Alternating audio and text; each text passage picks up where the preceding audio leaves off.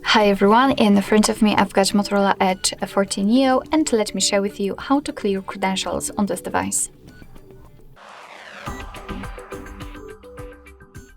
So let's start with opening the settings, and then we have to find a special section which is called the security and privacy. So let's tap on it, and then we have to scroll down again.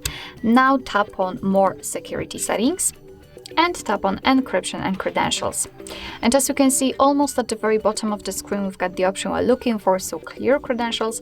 So let's simply tap on it and confirm it with OK. As you can see, we have to basically also enter our screen lock. And here not only we've got this information, but also this option is inactive, which simply means that we just successfully removed all certificates. Alright, so that will be all. Thank you so much for watching. I hope that this video was helpful, and if it was, please hit the subscribe button and leave the thumbs up.